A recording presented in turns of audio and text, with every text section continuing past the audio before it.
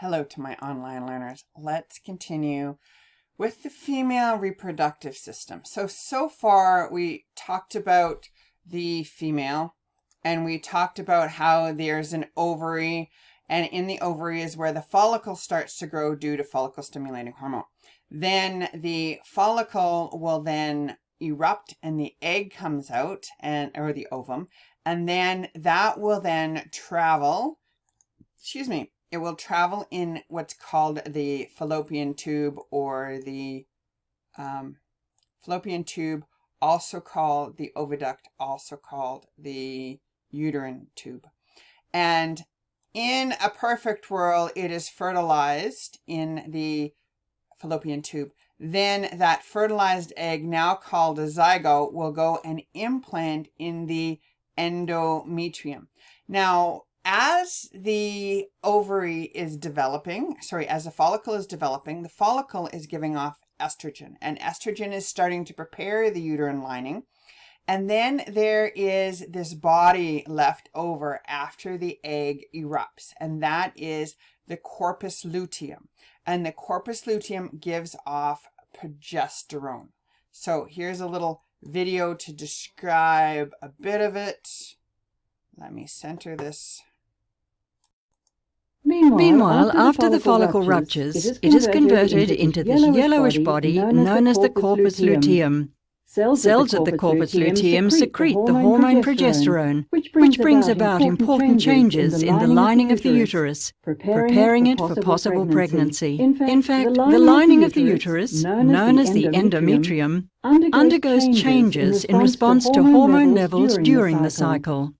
In the first half of the cycle, known as the follicular phase, the developing follicle secretes increasing amounts of estrogen hormone, which encourages regeneration of the endometrium. After ovulation, there are important changes in the endometrium, aimed at making it suitable to receive a fertilized egg. These changes are brought about by a secretion of progesterone from the corpus luteum. The secretion of progesterone is maintained for several days, but if the egg is not fertilized in that time, the corpus luteum withers, and falling levels of progesterone and estrogen trigger the shedding of the uterine lining as the menstrual flow. Okay. One little concept here. Notice that there's an O in front of estrogen. That is the British spelling of estrogen, but it's estrogen is the Canadian way of pronouncing it. What I want you to realize is that estrogen will start it, and then progesterone helps maintain it. At the end, when the corpus luteum starts to degenerate and there's no follicle yet developing, the estrogen and the progesterone levels fall. And as they fall, this is where you get what can be known as premenstrual syndrome, because it's the changes in the hormones that are causing the conditions of usually moodiness, weird hunger cravings, and cramps. But they can't actually prove that that exists because it doesn't exist in all women. As the estrogen and progesterone levels fall, that will then cause the uterine lining to be sloughed off. No estrogen, no progesterone, no maintaining of the uterine lining. And that is what causes menstruation at day 1 or day 0 of the menstrual cycle. Notice when we're talking menstrual cycle, there's also, or the cycle, there is also another day that is significant, and that is day 14, because at day 14, that is when ovulation officially occurs. Okay, and ovulation is due to the spike of LH. So there's all these interesting hormones working in a cyclic area, or in a cyclic reaction, and that's why I find the female system so fascinating and yet so complex. So when we look at the table in the textbook, we see how the hormones are written in a table. First off, you have gonadotrophin releasing hormone, which will then release follicle stimulating hormone and luteinizing hormone. The follicle stimulating hormone helps develop the follicle, and the luteinizing hormone will cause ovulation. Once ovulation occurs, there is the corpus luteum that remains, this corpus luteum here. the corpus luteum will start the release of progesterone, and it's progesterone that acts on the uterine lining. Okay? And it causes the endometrium to continue to thicken and to become more vascular, and this is preparing it for pregnancy. Now, if pregnancy, then with time, if fertilization does not occur, you end up with, fertilization doesn't occur, the corpus luteum degenerates and becomes the corpus albicans, not a name you need to know, but everything is always changed. Then there is a dropping in estrogen and progesterone. As the estrogen and progesterone drop, so you have a drop in estrogen, drop in progesterone, this will cause the levels plummet. And this causes the endometrium to be sloughed off. And this sloughing off is what causes menstruation. Then, because there's no longer that inhibition of estrogen and progesterone on the pituitary gland, the FSH level all starts to repeat again, and the FSH level will rise up. So it is a cycle, a very interesting cycle of feedback.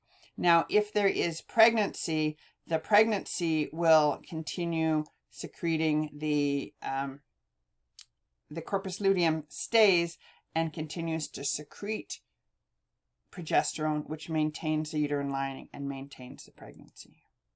Now, I'm not sure if you're a graph person, but this one kind of gives you an idea of what's going on.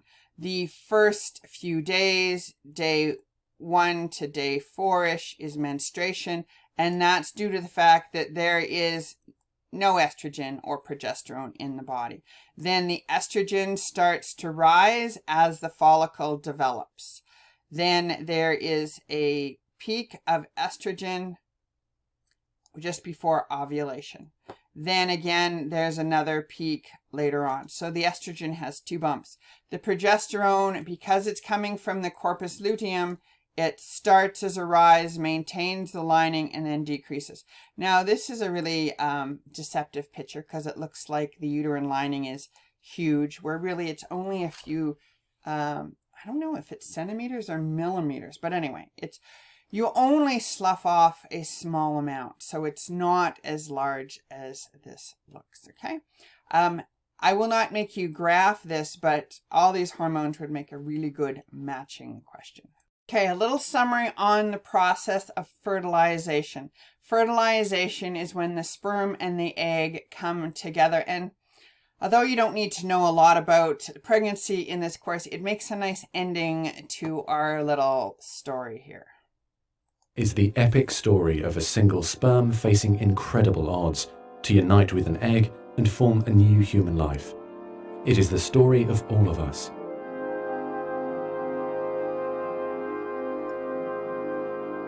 During sexual intercourse, about 300 million sperm enter the vagina. Soon afterward, millions of them will either flow out of the vagina or die in its acidic environment.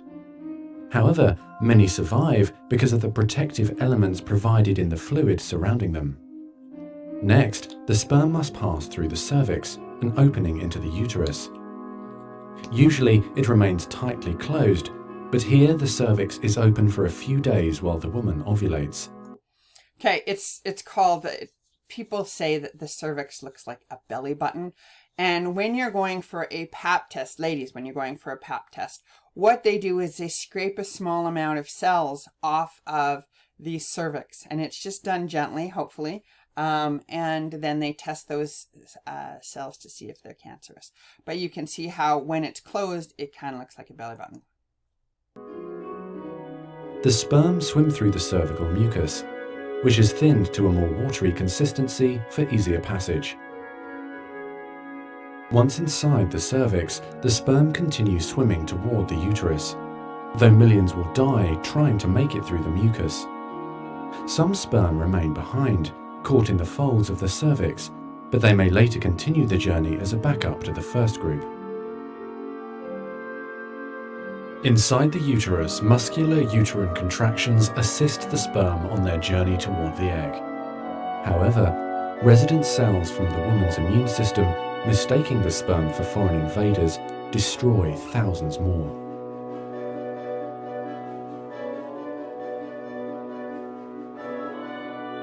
Next, half the sperm head for the empty fallopian tube, while the other half swim toward the tube containing the unfertilized egg. Now, only a few thousand remain. Inside the fallopian tube, tiny cilia push the egg toward the uterus. To continue, the sperm must surge against this motion to reach the egg. Some sperm get trapped in the cilia and die. During this part of the journey, chemicals in the reproductive tract cause the membranes covering the heads of the sperm to change. As a result, the sperm become hyperactive, swimming harder and faster toward their destination. At long last, the sperm reach the egg. Only a few dozen of the original 300 million sperm remain. Okay, look here at the comparison of the size and the complexity of the sperm versus the egg. The sperm is basically a stripped down piece of nuclear material heading in. Now the egg has all these extra cells and membranes around it to protect it and also to help it when it gets impregnated, or to prevent only one sperm from fusing. The egg is covered with a layer of cells called the corona radiata. The sperm must push through this layer to reach the outer layer of the egg, the zona pellucida. When sperm reach the zona pellucida, they attach to specialized sperm receptors on the surface, which triggers their acrosomes to release digestive enzymes, enabling the sperm to burrow into the layer.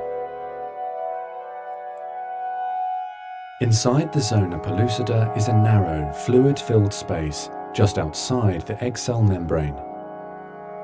The first sperm to make contact will fertilize the egg. After a perilous journey and against incredible odds, a single sperm attaches to the egg cell membrane. Within a few minutes, their outer membranes fuse and the egg pulls the sperm inside. This event causes changes in the egg membrane that prevent other sperm from attaching to it. Next, the egg releases chemicals that push other sperm away from the egg and create an impenetrable fertilization membrane. As the reaction spreads outward, the zona pellucida hardens, trapping any sperm unlucky enough to be caught inside. Outside the egg, sperm are no longer able to attach to the zona pellucida. Meanwhile, inside the egg, the tightly packed male genetic material spreads out. A new membrane forms around the genetic material, creating the male pronucleus. Inside, the genetic material reforms into 23 chromosomes. Okay, so when we look here, this is the male pronucleus. Notice that there's only one copy of each of the pairs, and this is a little different than the female nucleus at this time. The female nucleus has not undergone that last meiotic division. The female genetic material So if you look here, see how you've got two sets of genetic material. So it's undergoing the very last, so here's, remember how we talk about metaphase where they, anaphase where they pull apart. So here is one phase and here's the other one pair and here's the other pair. So this is undergoing meiosis 2 at this time. That doesn't look right. Anyway, meiosis 2, that's supposed to be Roman numeral 2. So it's kind of like the egg saving that last little bit of energy because it may not need it. But it needs to divide down to half before it can fuse. So let's watch the last phase here.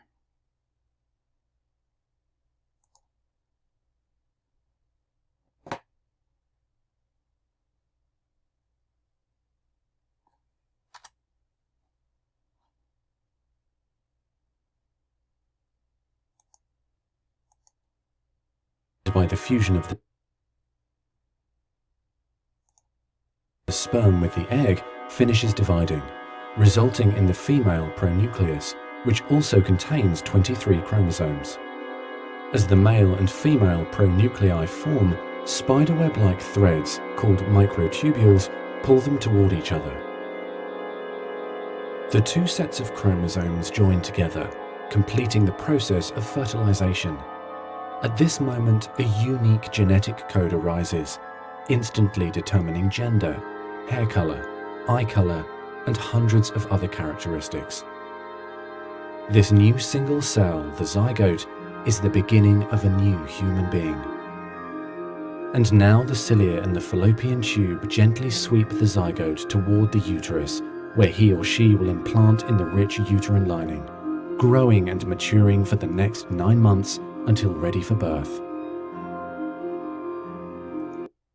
Very fascinating. What's fascinating for me is, how does the egg know?